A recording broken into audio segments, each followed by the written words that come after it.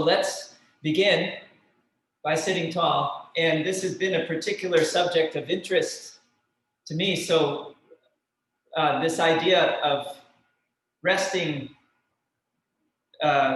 some people I've described it as this is my attempt to do some internal medicine of the brain.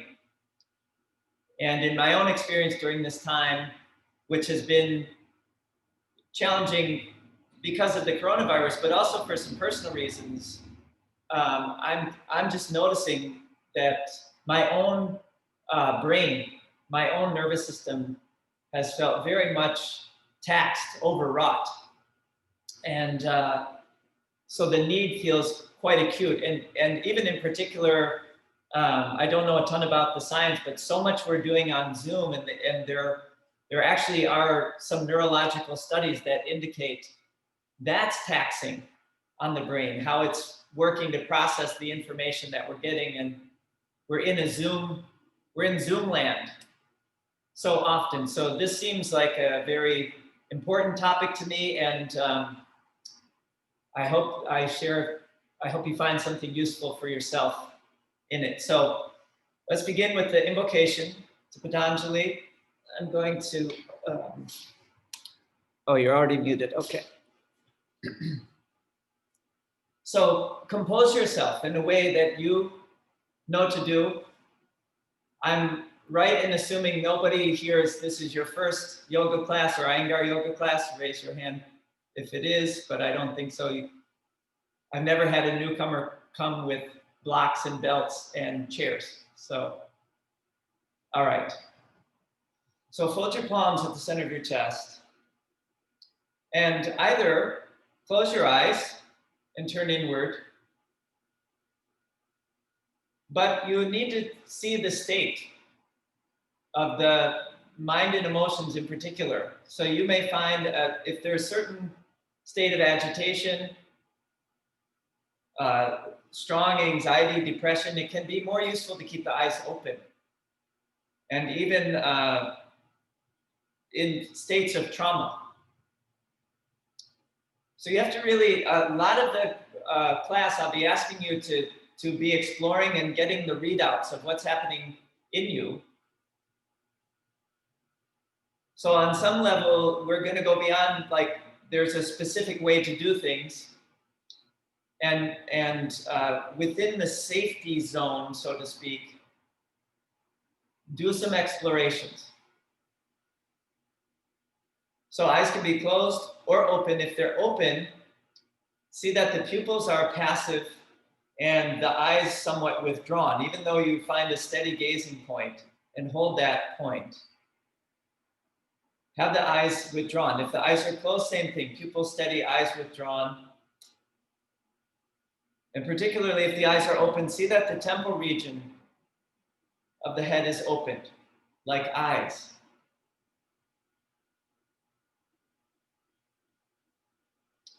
And now turning inward,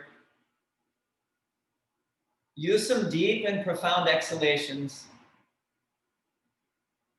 to flush out the kind of worldly concerns, flush out your orientation to the outer world, and use the exhalations to circle the awareness inward, so to speak.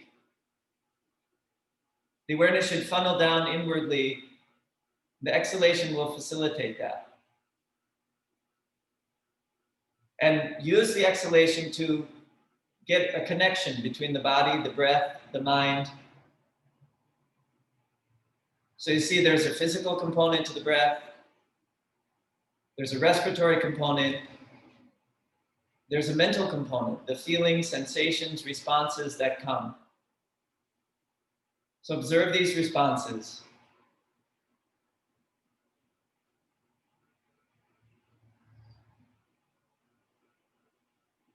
And also just consider, so we're going to sing the invocation to Patanjali. Think of the mindset for such an act.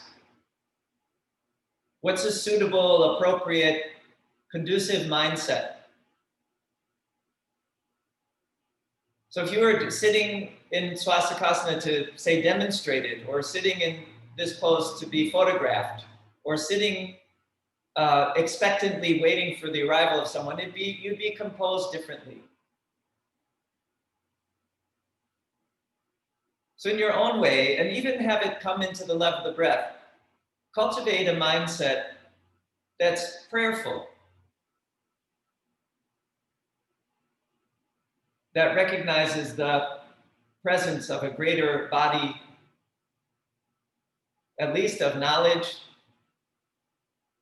The yoga tradition, Patanjali, in so many ways, collated so much work of so many great yogis.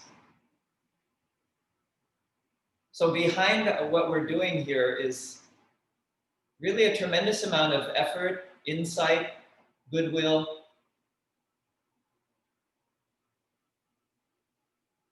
So see how that will also shape not just your mind state, but how the breath moves and how you compose the body into this position.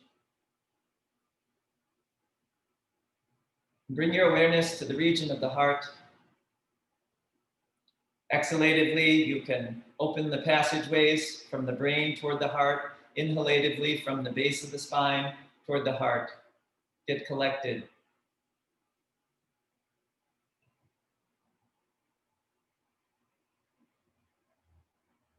As though the brain were submerged in the heart.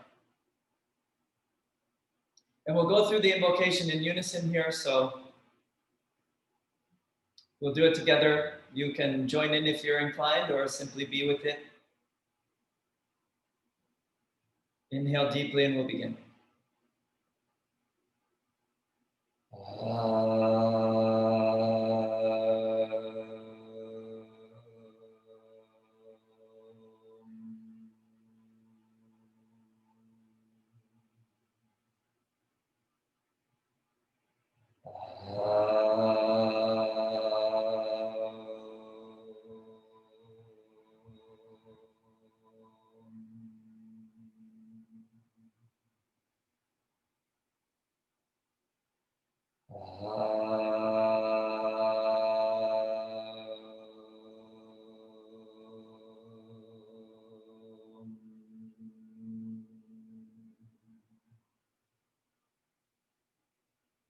Yogena citasya padena vacham malam sharirasya chavaijakena yopa karatam pravaram muninam patanjalim pranjaliranatosmi abahu purushakaram shankachakra siddharinam Sahasra Shirasam Shvetam Pranamami Patanjalim Hari Om.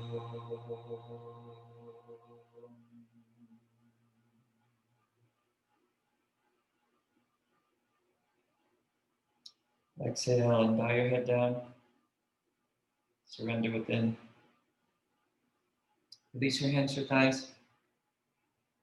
Raise up your head and open the eyes.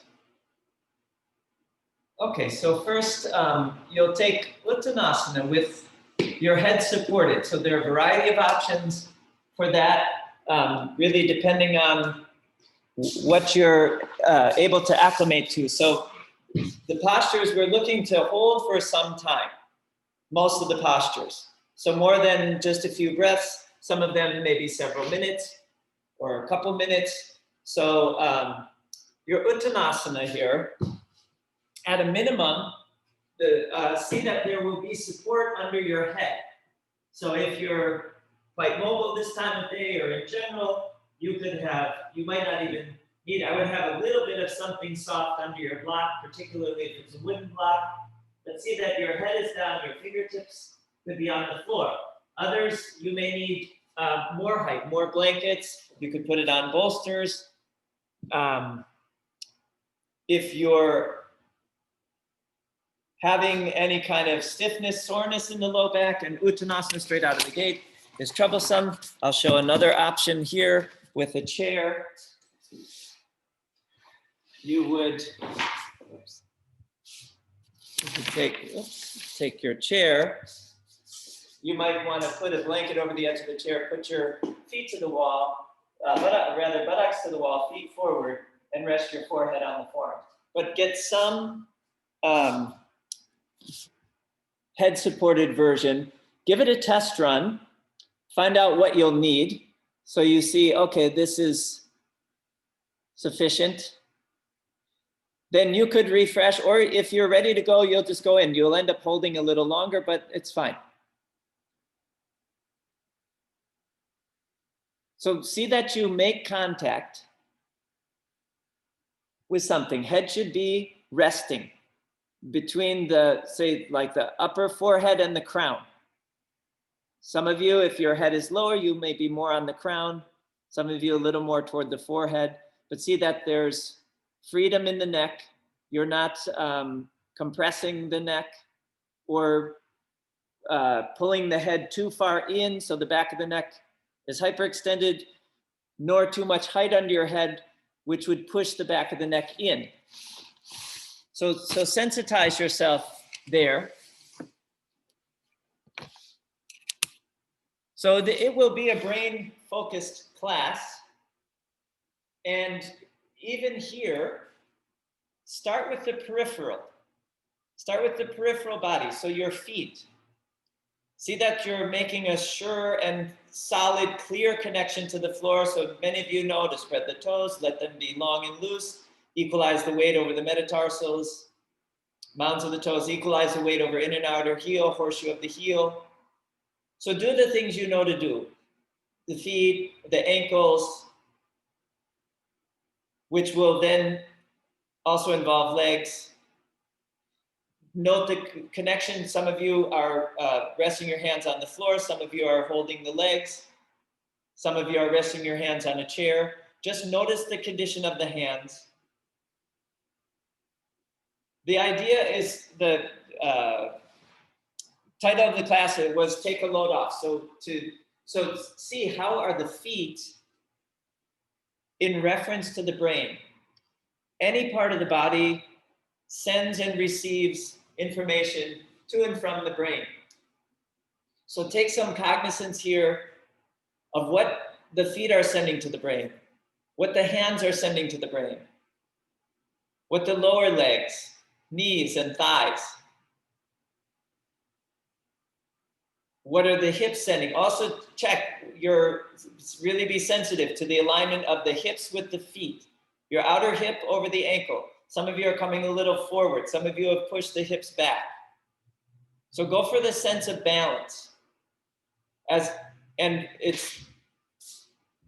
See if you can start to become sensitive to the state of the brain. Now you may find you're doing certain actions. You can begin to occasionally invoke the breath. So like do the legs with the more profound exhalation. Do the legs with a sensitivity to the nervous system. So see that you are seeking to know, to explore, to make a connection. How the muscle action, if there's any, you might be lifting inner thighs, kneecaps, sit bones. You might be drawing the outer hips in. Consider that from this perspective of the nerves, the nervine input. Similar hands, arms, wrists, elbows, shoulders. That's quite important. Collarbone should have a width. So the root of the brain stem even, goes through the shoulder girdle region. So go for steadiness, stability here. Breath by breath. Occasionally you can exhale quite deeply and flush out any kind of tension, aggression in the actions. Inhale deeply as a kind of conditioner to the nerves. How would the deep inhalation work as a conditioner to the nerves, the legs, the arms? You can feel it almost as how it conditions the action, because the nerves in some way sense the action.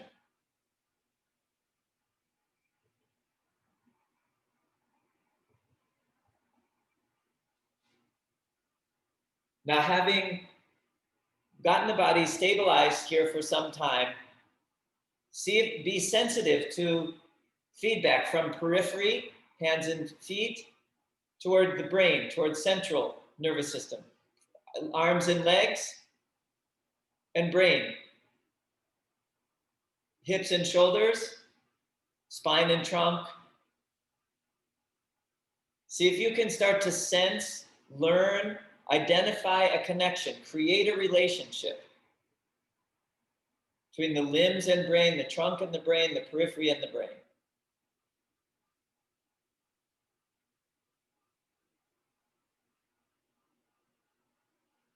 Exhale the breath completely. Then as you inhale, extend your chest forward, sternum forward, look up. Go for concave extension for a breath or two. Then bring the hands to the hips and inhale, come up. Just stand for a moment in Samastiti.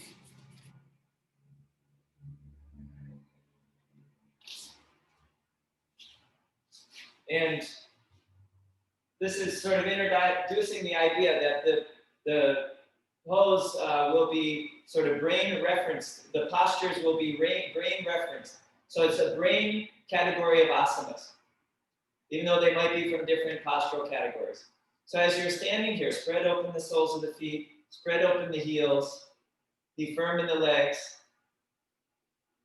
and get a sense. How do the feet support the brain? How do the legs?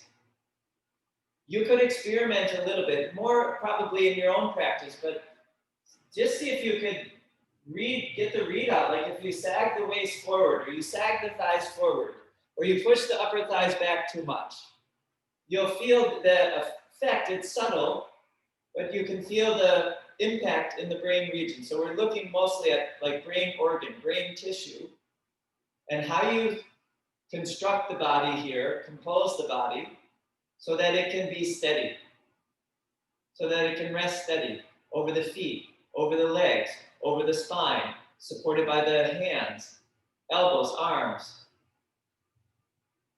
So you all know how to do Tadasana, but learn how to do it brain-centrically. Okay, so come to now the wall. So we'll take this version of Adho Mukha Svanasana. If you have 3 blocks, that would be useful. If you have 2 blocks and a bolster, that's fine. But if you can have your head on a little firmer surface, if you have a 3rd block, that would be useful. So I'll show here. Take 2 blocks on their lowest height to the wall, hand shoulder width apart. Whoops. Let me move this over here. There you go. And then a 3rd block for the head. So the heel of your hand will come to the edge of your blocks against the wall. So they're on their low height, narrow edge against the wall. And then as you pull up and back, most likely you'll be resting more toward the upper forehead here. So you may need something under the blocks, that would be fine. But get yourself prepped for that. Hand shoulder width apart. You can give it a test, try a bit. Find out the props you'll need. If you prefer to take belt to the elbows, that's also an option.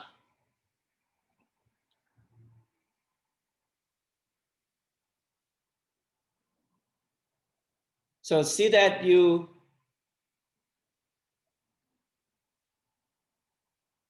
are able to, the head should feel a little bit like it's dropping off the end of the spine and landing, settling down onto the block. not that the block is pushing the head into the neck. Block or bolster.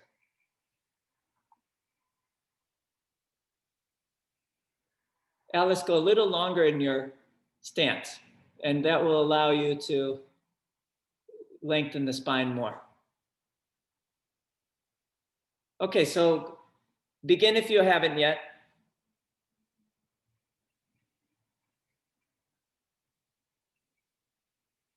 So see, of course, there are a number of things to do, and we're still early in the class, so activating the body will become an important consideration here. Sometimes it's the consideration. So go for extension of the arms, the elbows firming, the collarbones widening as the elbows grip in toward each other. The uppermost arm near the shoulder should turn inside out. The inner arms long. Use your legs. Use the arms and legs to get length in themselves, but also length in the trunk. And use the breath to give activation, deeper activation, using the breath inhalatively, exhalatively for the actions. So inhalatively, you can do the actions in the arms. Exhalatively, do the actions in the arms. Inhalatively, do the actions in the legs. Exhalatively, do the actions in the legs. So first see the breath's usage for the activity, the activation of the body. So see that you have a workable posture, an effective, potent posture, but also one you can sustain. And one where the body considerations are not so pronounced. So if you need to come down and refresh and start again, that's fine. But now, again, get some referentials going between the body action and the state of the brain. So how can you do the arms so the brain comes to a state of steadiness? How can you do the legs? How can the potent arm action or leg action and even spine action, how can you culture that so that it benefits the ease and steadiness of the brain, so that the brain starts to become refreshed? So how long you hold is not of importance. In some ways, longer holds do allow certain physiologic changes, but it shouldn't be an endurance match. Hold so you can explore. And as you hold longer, there will be a kind of contrast of body dynamics with the brain. And see that as you're holding, you use the arms to settle the brain, and using deep and profound breaths with your awareness in the brain, head, brain, face region, confining the awareness there, will give deeper insight into the dynamics. Will give deeper insights as you explore, how can I use the arms for the brain, to settle the brain, to rest the brain? How can I use the legs? The presence of the prop should also become a tool to get a reading. Okay, exhale and come down. Now, you take your blocks away from the wall, and then you can still have block or bolster. Block is, I think, preferable because of the more kind of decisive feedback it gets. Now this time, take your heels up the wall. So that's going to actually lift the hips higher and allow you to descend the head more. It should feel like, in some ways, the spine is coming down from the tailbone. And again, this will give you the sense of what's coming into the head and brain, what is the effect there. So heels up the wall for this one.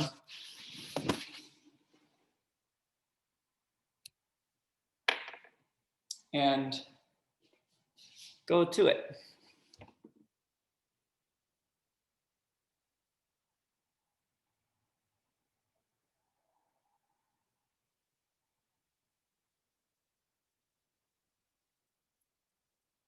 So I feel I really had the good fortune to take some classes with Prashant Iyengar, both when I was in India, but over the Zoom of late.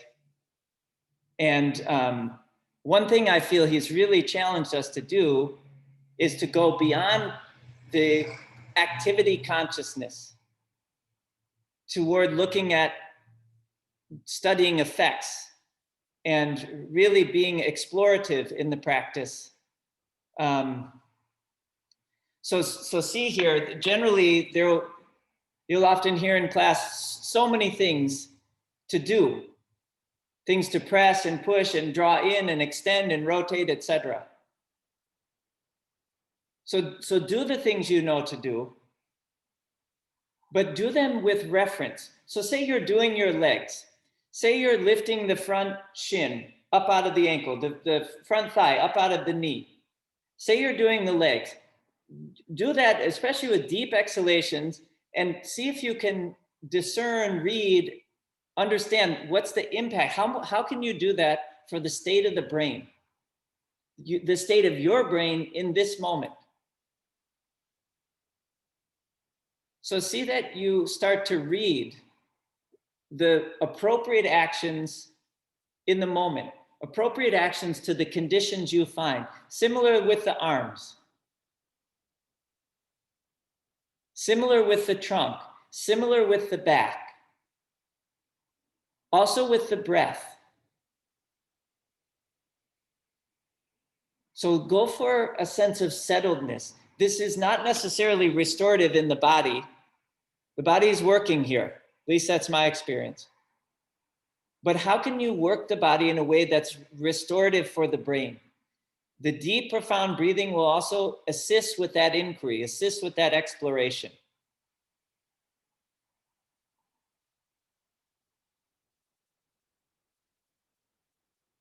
Exhale and come down.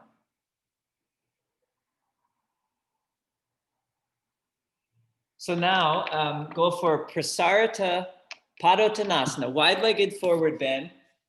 Again, something under your head. Some of you may not need much. If your head can come up to the floor in Prasarita Padottanasana, at least have some, it could be just a thin, like shoulder stand folded blanket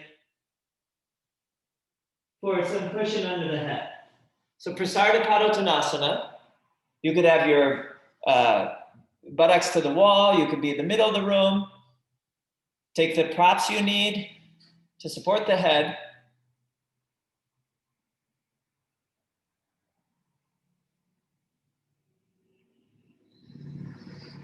So really here, we're not looking to fire up the muscles because that involves a certain high intensity activity of the nervous system as well.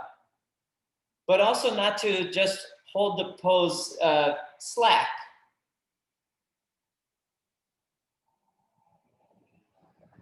So there's some inquiry here. It said the posture Sthira Sukham Asanam. So what kind of steadiness in the body can support the ease in the brain? Have that be an inquiry. And see if you can take sight of the responses in the body that really no teacher could really say exactly what's happening. So I notice sometimes a certain distension on the outer feet. Sometimes when I'm in the pose exhalatively, the outer foot spreads, the outer foot suctions to the floor, which then alerts several other actions. Often that'll tell me, okay, then as a complement to that, I should be stable on the inner thighs. So if I drop the inner thighs, the outer foot wants to slide. So see, again, still in reference. So you're using the limbs, using the feet, hands, lower leg, lower arm, knees and elbows, upper leg, upper arm, spine and trunk as service of the brain. So explore, and I think it's also important Often in the method, we're given such certain things to do. Right things, wrong things, definite things to do. So you may have heard press the outer feet, lift the inner ankles. As you lift the inner ankle toward the outer shin, pull the outer shins in. Lift the inner thighs up away from the knees. Those are things you can say, yes, I've done. No, I'm not doing. I haven't done. I can do more. I can't do. But this inquiry, just even to explore, see, understand the exploration itself, the seeking itself is a victory.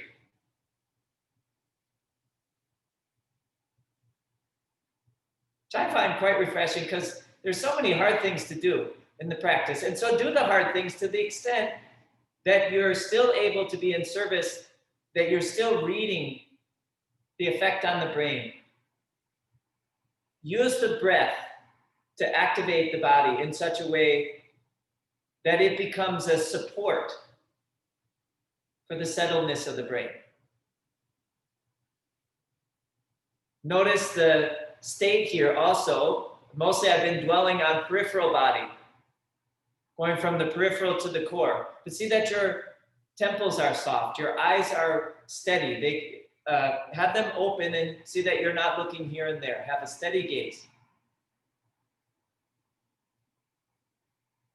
Now go for concave extension. Inhaling. Exhale, bring the hands to the hips. Inhale, come up. Bring the feet together. Okay, so we'll sort of round it out here with Uttanasana. Head supported Uttanasana. Standing forward bend. I'd still suggest having your feet apart.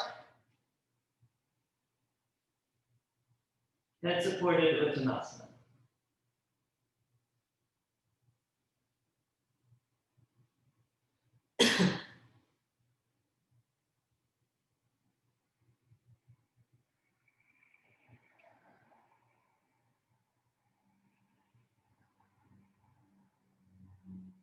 So a premise behind this particular practice, this particular sequence is there's a definite, pronounced acute level of mental fatigue that we're dealing with.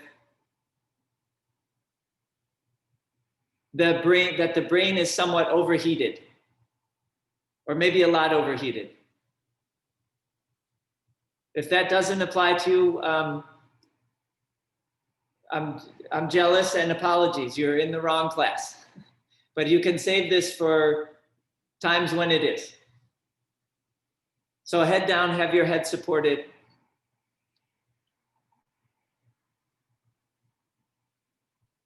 And this reference, the body for the brain. You can pick any spot and see how is it you're articulating. Whatever the body is doing. See that it's doing it to augment, to enhance the state of the brain, to enhance the well-being of the brain. Whatever that may be, there's a lot of exploration to even understand what that is. So often we think, oh, it's a sense of pleasantness or comfort. It may or may not be. The brain should be pleasant. But also use the breath for the brain. Use the state of the mind. So there needs to be a certain kind of alert, vigilant, exploratory, inquiring, committed state of mind. It's a little bit like being in a care, not intensive care unit, but that kind of monitoring to see what's happening within the body. How can you use the breath? Occasionally deploy the breath in a deeper way. Go for a much more profound exhalation in particular. See what you can flush out to take a load off the brain. Inhale deeply with your awareness confined in the head, face, brain region, and see how you can condition the tissues there via inhalation.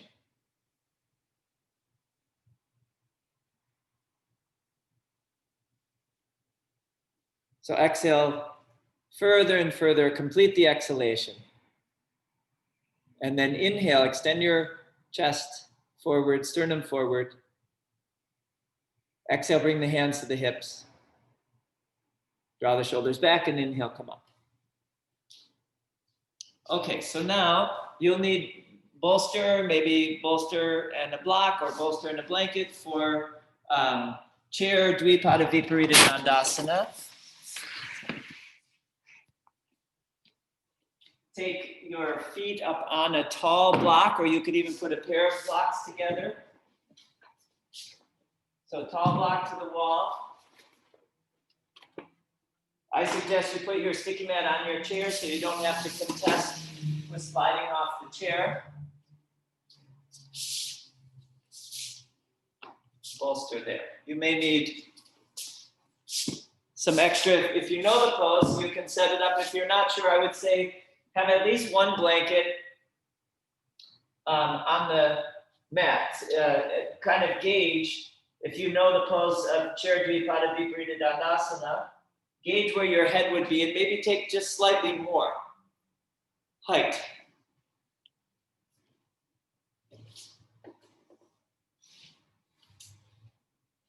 So if you're not familiar with the posture, I'll show it.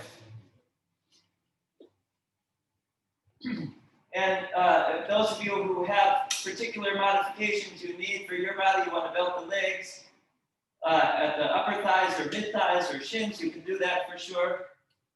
So you're coming over the edge of the chair, see that the head is settled,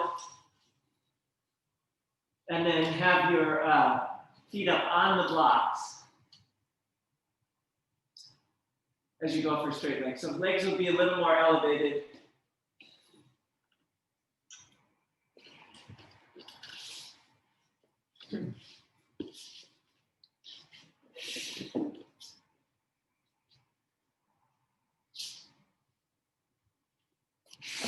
You can either hold where the front and back legs join, the intersection there on your chair. You could reach the arms under the chair. I wouldn't take the arms overhead. Look, have more height so that your bend will be more in the upper back. Take a bolster for under your head. I don't think the blankets will be enough.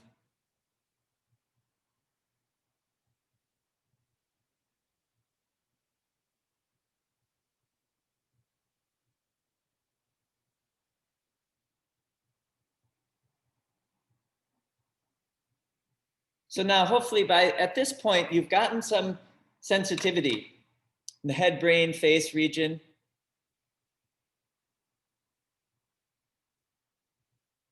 And we've looked also at the periphery. So even how you're working with the feet. It's really a Tadasana foot. How you're working with the legs, how you're working with the arms. Have it in reference to state of the brain, but now start to switch the role in some way. So you were doing the posture, arms, legs, etc., in reference to the head region, face region, eyes, temples, the skin at the back of the neck, base of the skull, even the root of the tongue, the inner ears, the jaw. Those are, we could call peri-brain, peripheral brain. So the way you're deploying the pose, the way you're deploying the limbs, see that those areas, the throat, the tongue, Michelle, back of your neck needs to go longer. You've got too much of the throat coming forward, yeah. Like the root of the tongue should feel loose, wide. Your temples soft and open. Even the outlines of the eyebrows soft. The skin at the back of the neck soft. The base of the skull widening. the jaw loose, your molars, back molars loose. But now have that be in reference. So it's as though the brain is the teacher.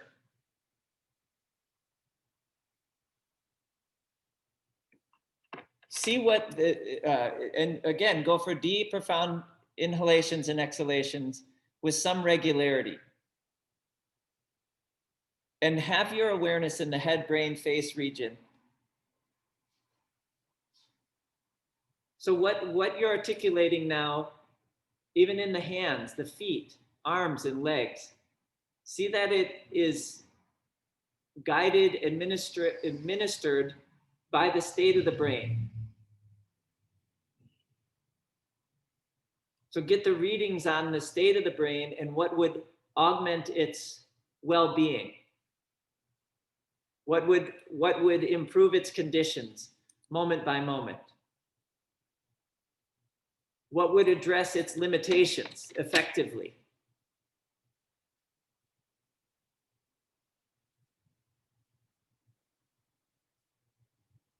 So even if you end up really just in the inquiry without the answer, sometimes as students in the method, we'll want the answer because so often when we're learning the poses, we're told to do something and the response is urgent.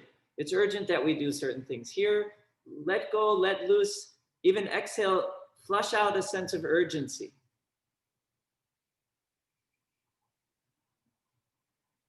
Flush out a sense of hurriedness.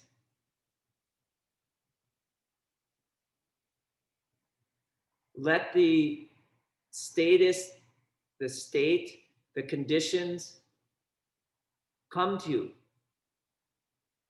through body responses, through breath responses, through state of mind.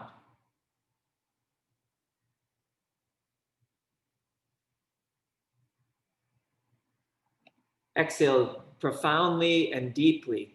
Really exhale further and further and further, not to strain, but you consciously, to really get the exhalation extended, deepen, you have to consciously exhale further and further and further. Really follow it to its end. With your awareness in the head, brain, face region. Notice the effects. Occasionally inhale deeply, profoundly, and see the sensitivity that comes to the breath, as though it's fed through the brain, filtered through the brain. You'll see it gives you a certain approach to breathing. It's not the same kind of breath as if you were, say, going to push up into Urdhva Dhanurasana or come up into a handstand. You'd use a different breath there because that's more for muscles and tissues and limbs to be active.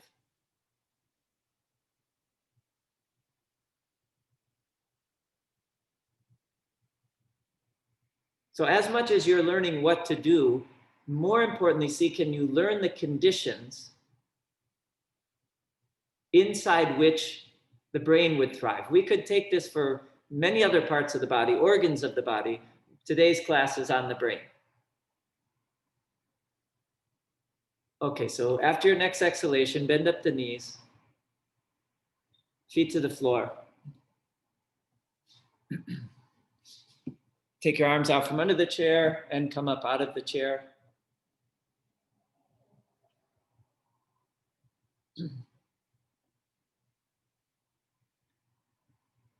Sit tall for a few moments.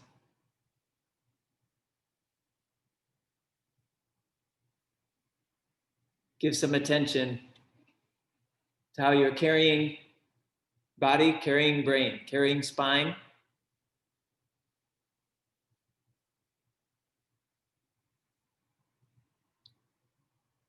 Okay, then set up for Shirshasana, head balance. You can take a wall. Those of you, if anybody is not going for Shirshasana, you can either take one of the, let me think actually. Take Supta Padangustasana 2 with your legs supported. So that's the reclining hand to the foot, leg to the side, foot on some support.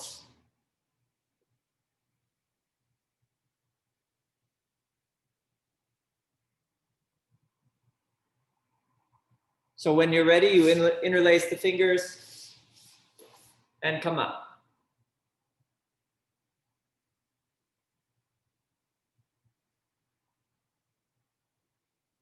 So getting related, you can't really isolate the brain, even though I'm having you confine your awareness to the head, brain, face region.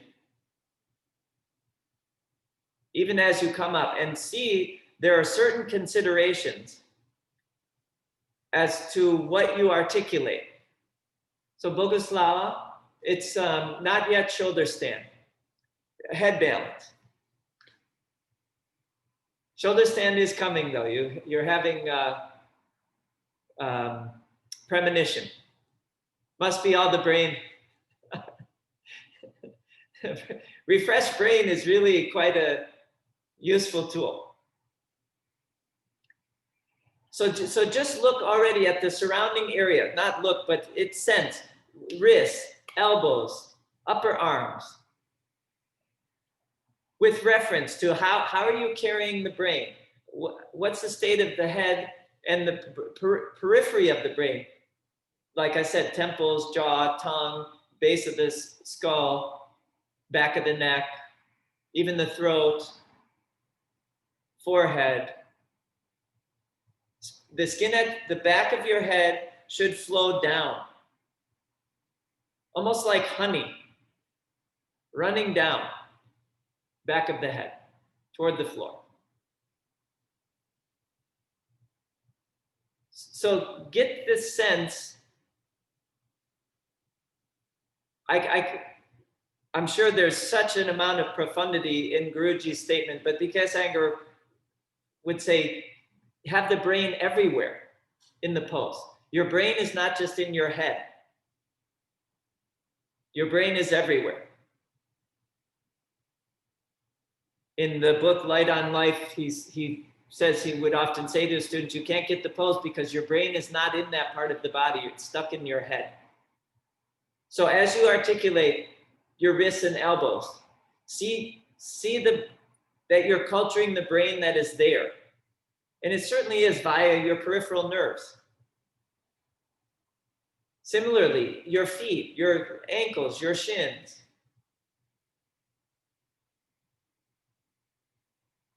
So you get the body organized. The body actions are important. Arms and legs, trunk and spine. You can use the breath to articulate those actions. But now go for some deep breaths, some rounds of deep breathing with your awareness confined in the head, brain, face region again. And see how the breath is a conditioner, but the breath is also a kind of gauge, a scope. It can be a remedy. It can be like a medicine. It can be a diagnostic tool.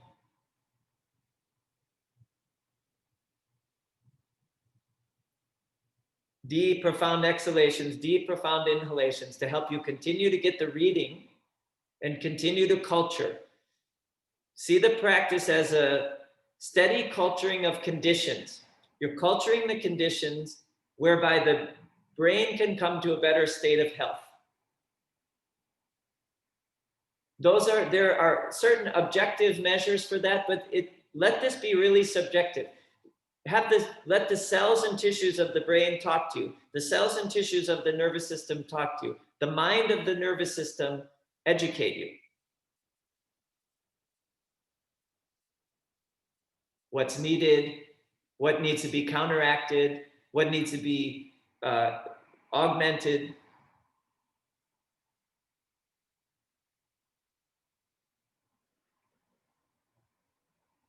Okay, come down.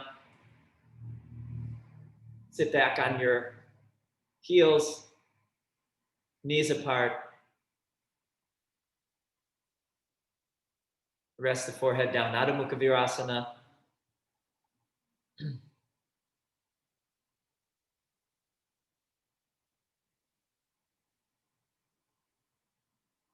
settle yourself there.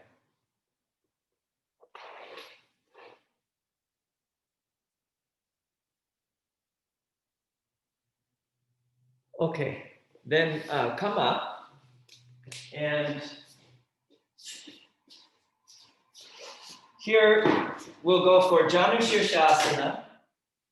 If you need something to elevate your hips, that's fine. You might also need some additional blanket for under your head, and the chair here will be, at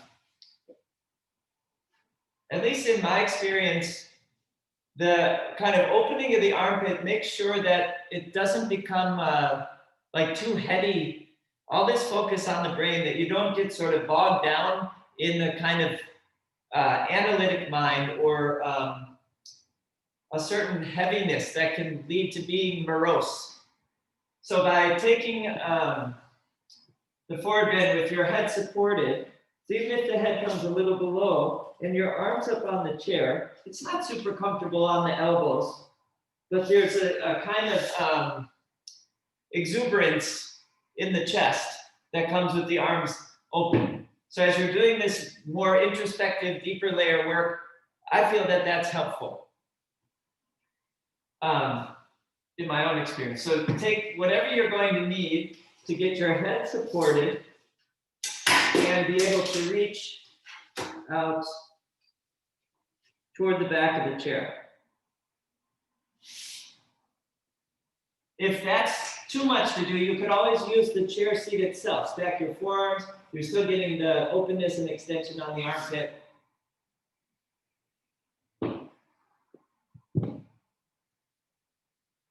So left leg straight.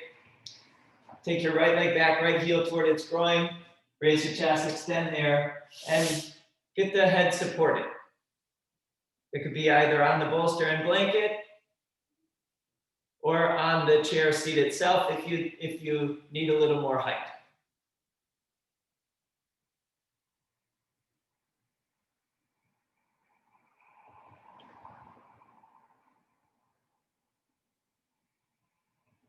So I think the basic ideas have been set.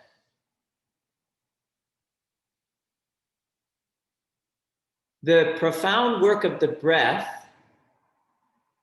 clarifies, you'll find, the dynamics, clarifies the responses.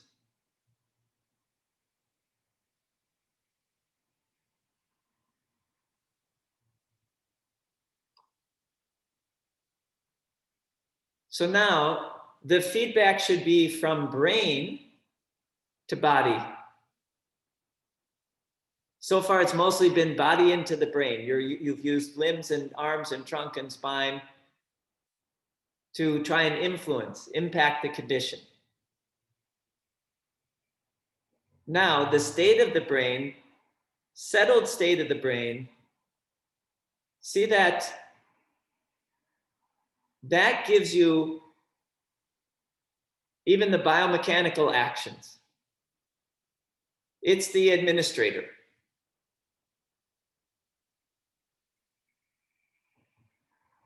So what is it asking for in the foot? What's it asking for in the bent knee? What's it asking for in the trunk? What's it calling for? And see, can you distinguish? Not necessarily what does it want, what is needed? And it may even not need anything. It may have something to dispense. So the brain can enhance the leg. The brain can enhance the knee. The brain can enhance the trunk and spine. The explorations with the breath will help explore, the use of the breath, rather, will help you explore how that is.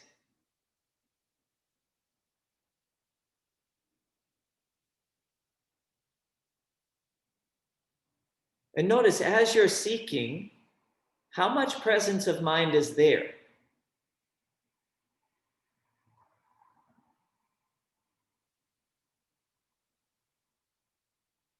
Like if you notice your mind, some aspect of the mind anyway, certain element of consciousness works a lot harder and it gets much more engaged, say, by a riddle whose answer you don't know than one that's familiar. Pays a lot more attention in an unfamiliar setting than a familiar setting. So this absorption of consciousness is a big idea in yoga, and these, I feel, are some tools to facilitate that. Okay, inhale and come up. Switch sides.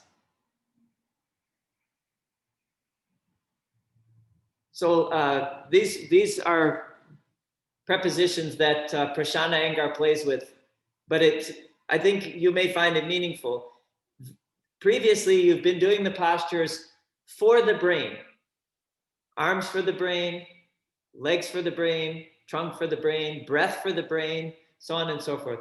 Tressa, you're kind of in an Upavista Konasana. Your right leg should be under the chair, actually, straight ahead. Yeah. And then you come forward over the right leg. Now, instead of 4, it's a play on words, but there's a whole different set of dynamics. There's really a different chemistry. Do the pose by the brain, with the brain, through the brain. Or said another way, instead of body and breath for brain, brain for breath and body.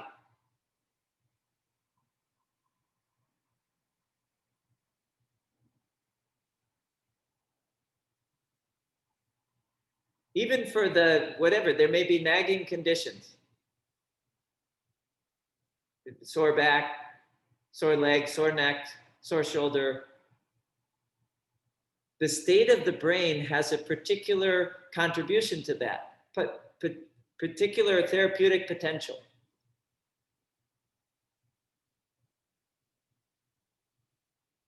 So previously you were looking what was being fed into the brain, so to speak, through the peripheral nervous system. Now see what's emanating from as a contribution, as a blessing, a benediction.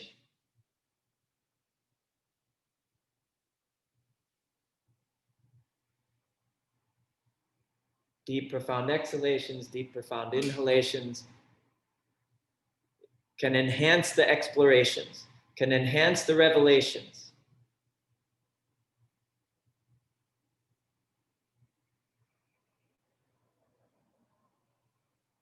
Okay, inhale, come up.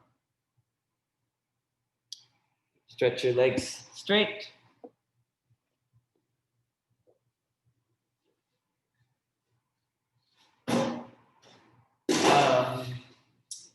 Go for Baddha Konasana. Soles of the feet together, knees apart. Take the arms behind.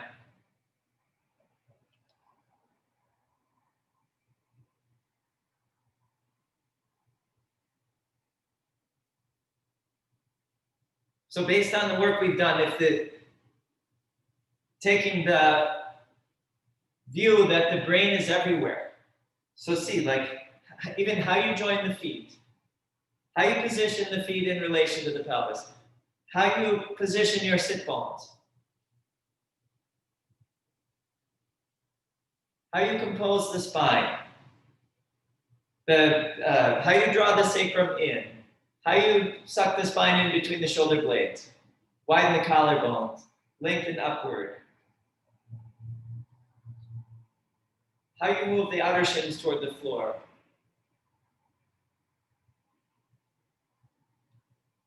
Handle the body as though you're handling the brain.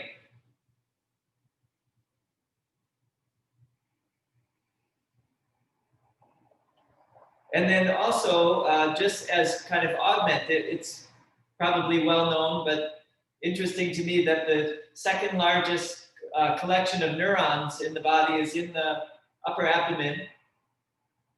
or in and around the navel. And there's a lot being said about the brain-gut connection, which contains actually not even really human organism, it's human genetic material, it's microorganism, but it has a lot to do with this, at least the state of mind.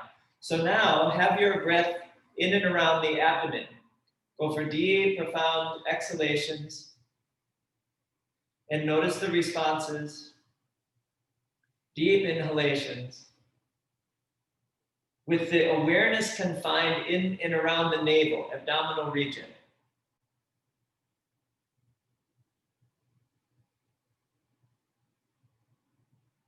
So see how the breath draws the mind there.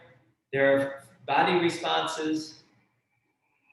You may even notice with your awareness in the abdomen via the breath, certain things get done in the feet, get done in the legs, get done in the knees, get done in the spine. So try to catch that process and the role of the breath in culturing that area, in and around the navel.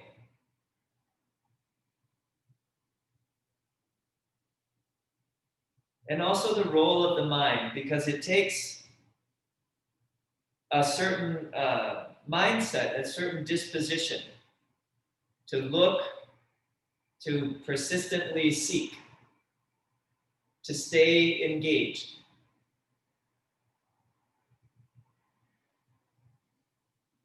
Okay, bring the knees together. Now set up for Supta Baddha Konasana, reclining bound angle. You'll need a belt and blocks.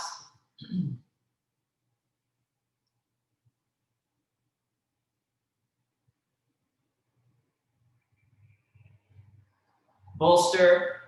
Well, you might not need blocks, actually. Some of you may be able to use blankets under your shins, but the legs should be supported.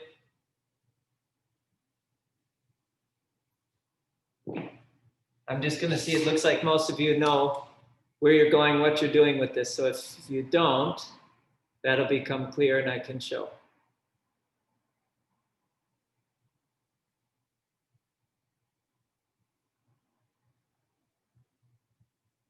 So belt the feet.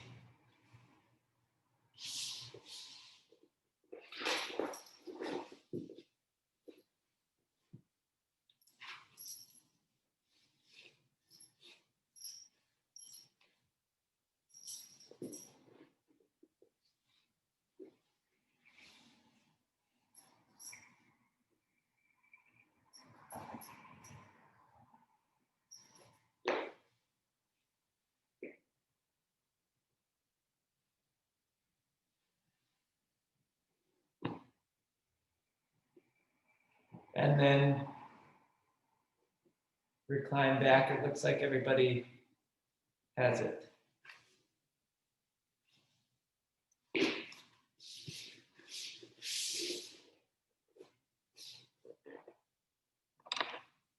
Linda, I can't tell for you, but it's okay. I can only see part of your head.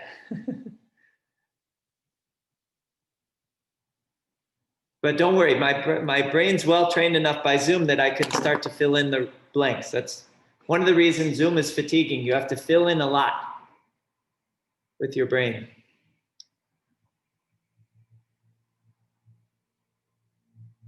Tressa, take it over your head first.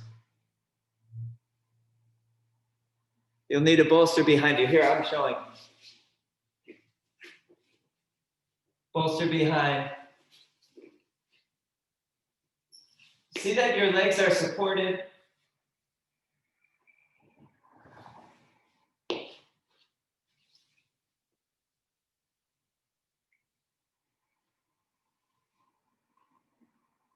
So there's as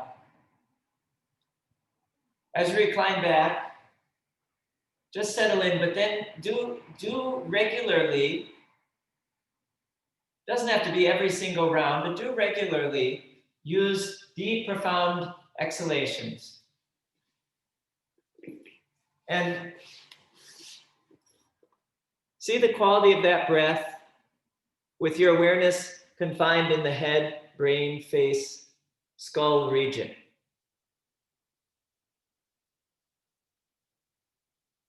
And not only look for, how'd you say, ease,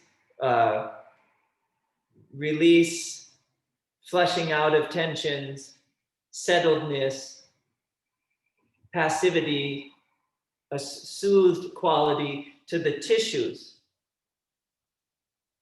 But notice how the breath itself has different postures, so to speak. It has different qualities. This breath, quite distinct from the Shirshasana, for example.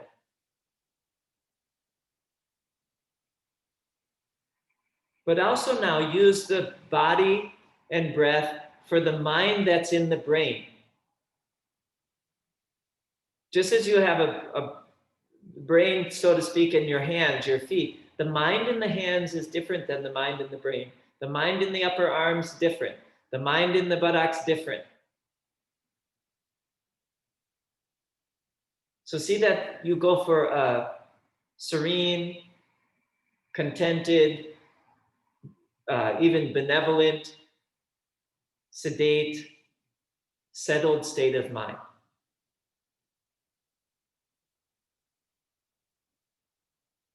Easy, pleasant, even joyful.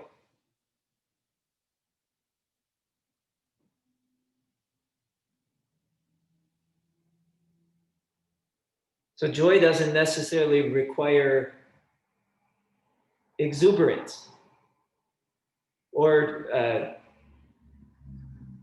demonstrative exuberance. There's a lively joy, an animated joy, a pensive joy, a quiet joy.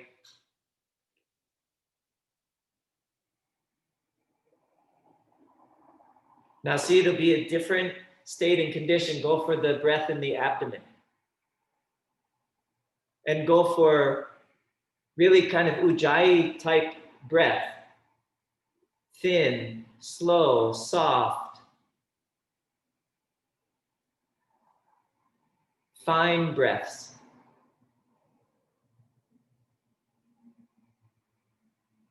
See the effect. Try to sense the effect on the nerves.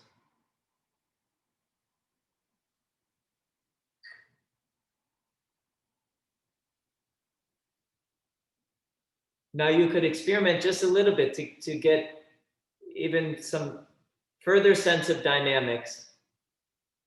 Not that the breath should be at all rough or tense, but if you make the breath a little thicker, the velocity will tend to increase.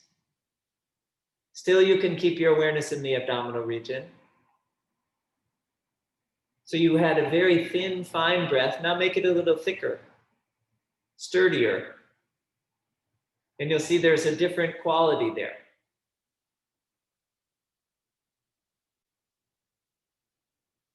Occasionally just let go. Let the breath be normal, effortless, cyclical.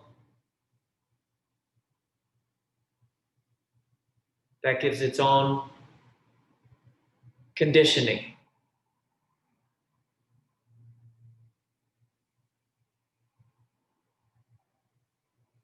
So hopefully you're seeing here some of the ways in which you can customize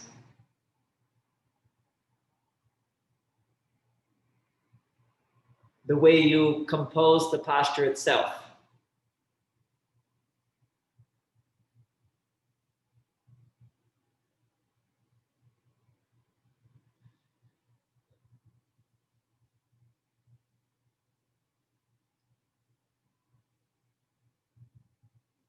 It's the same notion of the same spirit as there's that saying, physician, heal thyself.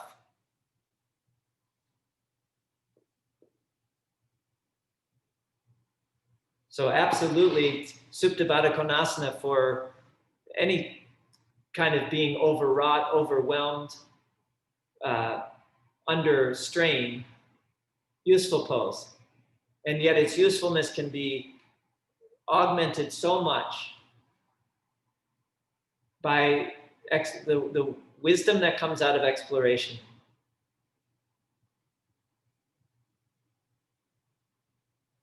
Okay, so place your hands down. If your eyes are covered, you can remove that. Gently open the eyes and inhale, come up.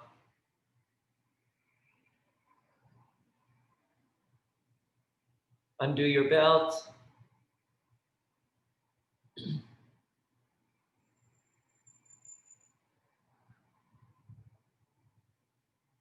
And then here, set up in Viparita Karani or chair Sarvangasana.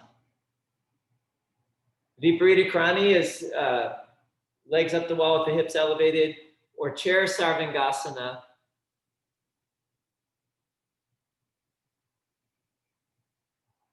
Either one.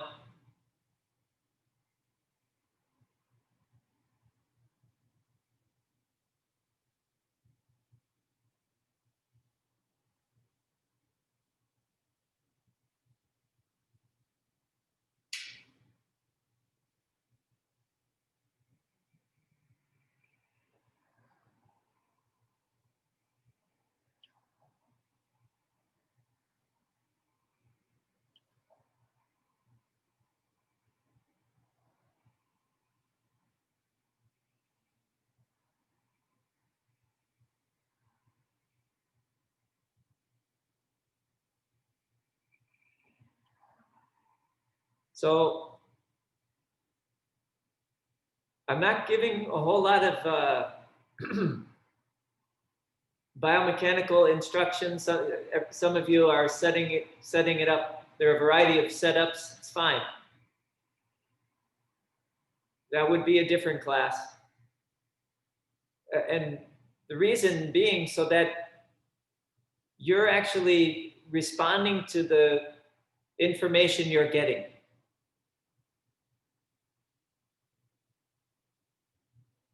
In your practice through these explorations. So body feedback,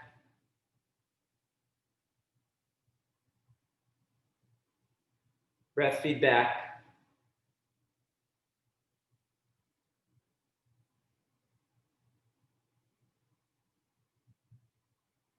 so really look for now, what are the actions, body actions, breath actions, with reference to nervous brain, peripheral brain, central brain.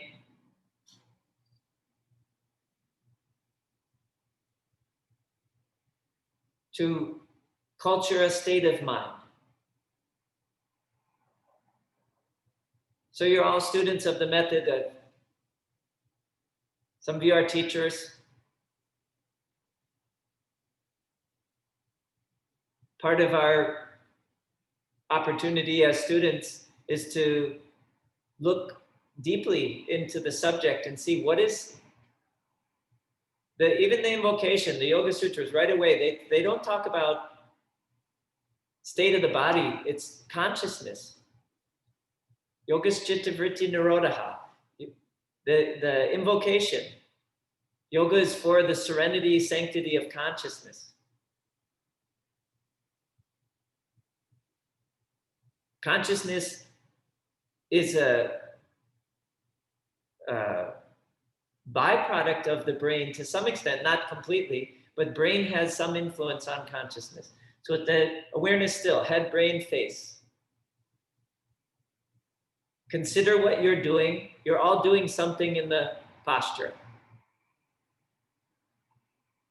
You might be undoing. But have that in reference to this idea of serenity, sanctity of consciousness, or the cessation of fluctuation.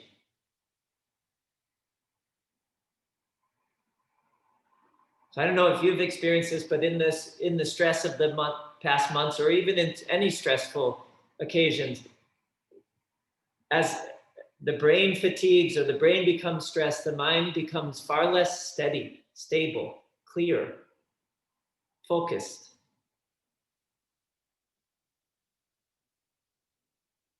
So the beginning of Chittavritti Nirodha is settling the brain, which is simple to say.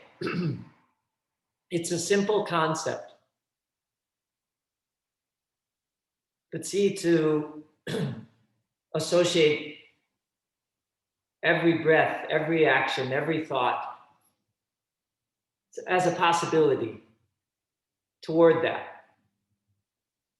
To what extent it can be carried out, to what extent it can be realized. Occasionally just let go, breathe for some normal breaths, normal rounds, and try to experience, view, understand that effect, the impact of that process.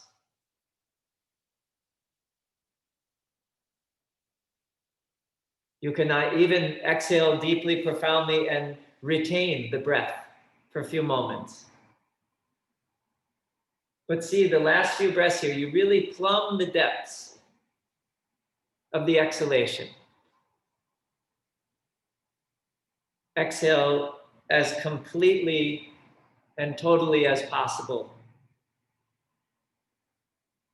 in a way that settles the brain, sanctifies the mind.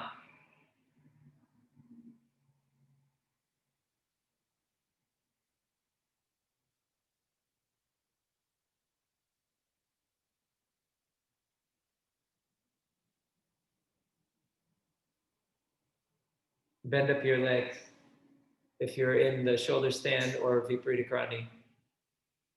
Those of you in shoulder stand, come down off the chair. Viparita Karani, lift your hips, push the bolster to the wall, lower your back to the floor. Everyone rest your back on the floor.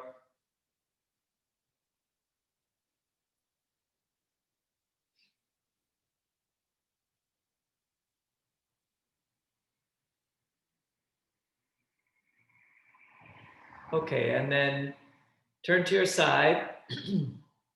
Those of you who have the head wrap, you can install that. We're getting short on time now, so I don't want to go over that technique. But set up for Shavasana with a bolster, your head supported. The support under your head should be maybe a little more than a strict Shavasana, because we'll work a bit with simple Ujjayi.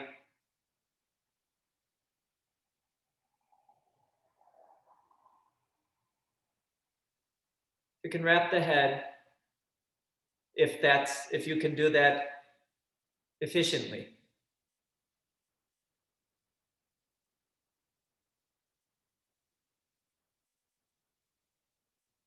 The back of the bulb of the skull should be cradled, as well as I would describe it as sort of the eye socket cradled by the wrap. Bolster can be vertical down the spine and then settle in.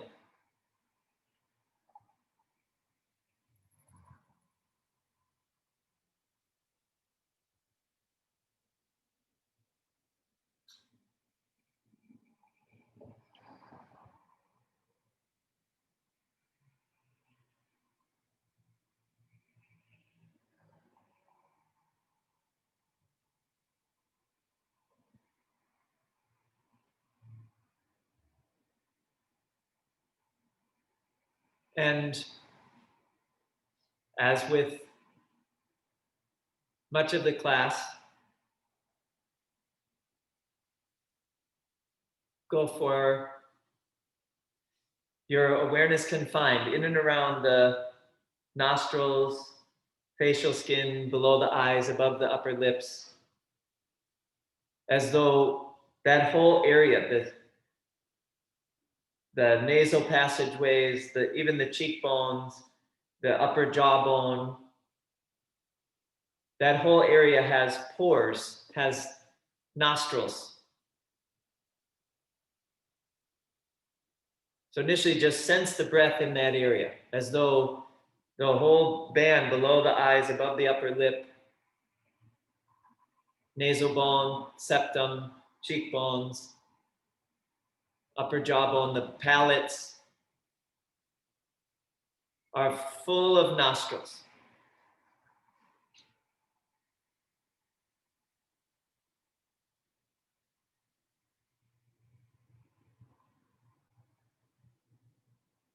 Pacify the brain in the hands, feet, arms, legs, etc.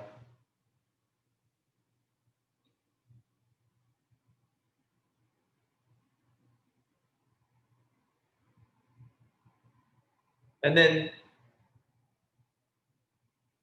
gently, and it could be every third or fourth cycle, but so you could breathe a few normal rounds, but slowly now, not just in one single breath, but over the course of some breaths. Bring the exhalation to a deep, slow, complete exhalation.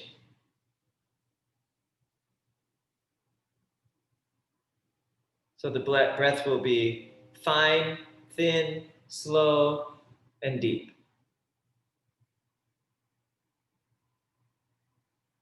And see the kind of flushing out that can take place there. Not just of physical brain tissue, but even congestion in the breath patterns, the breath traffic. So clear away the roads, so to speak, that the breath takes out of the body.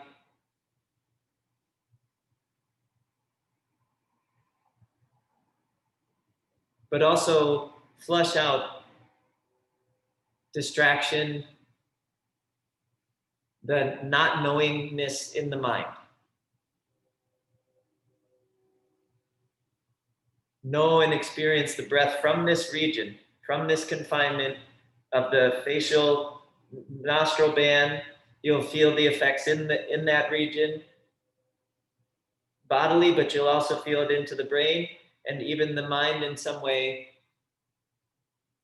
pacified. You can even, at the end of an exhalation, pause and hold the breath and let the brain steep in the silence.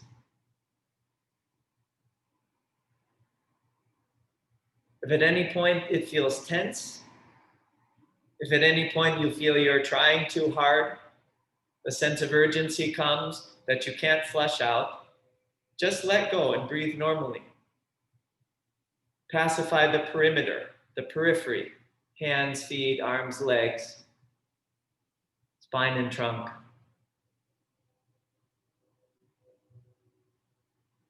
So the breath work here, explore, learn how to use it to deepen the quiet, to deepen the stillness, to open out, have the silence blossom, the silence within.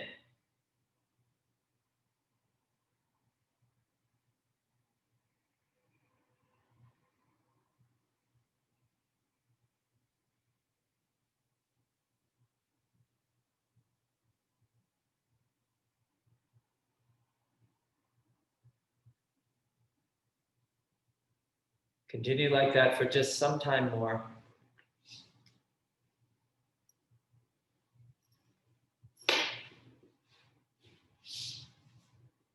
Go for serenity, sanctity of the consciousness. Use body for that, breath for that, mind, to culture that state, to create the conditions for that state.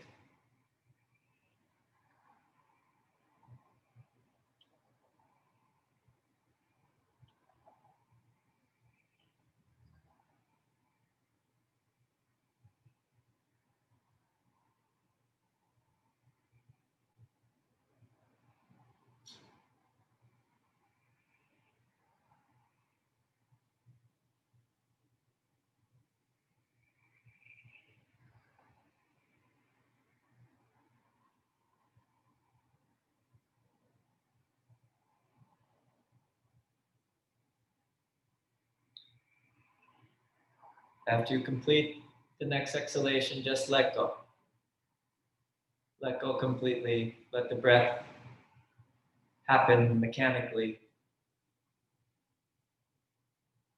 And still keep your awareness in and around the nostrils.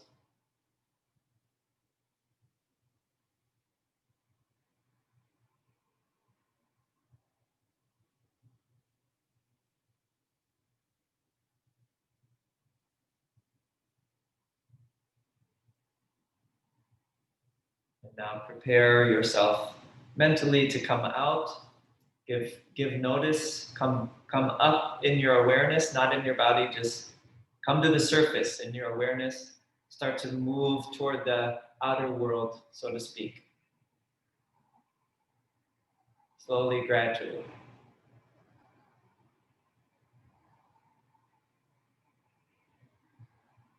Stay still for now.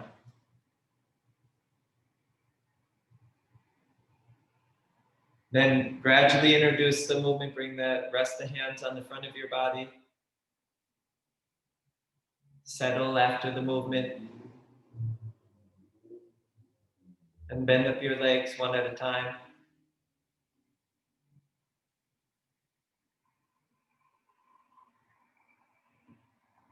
Stretch your right arm back alongside the right ear. Exhale, roll to your right side. Bend in the limbs.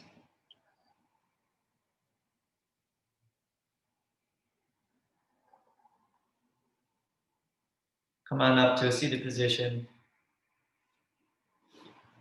Just sit for a moment. Get your spine steady under your brain. So the brain rests at ease on the support.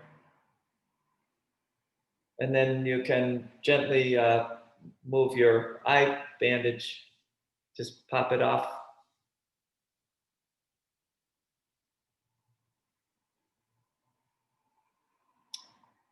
And open your eyes.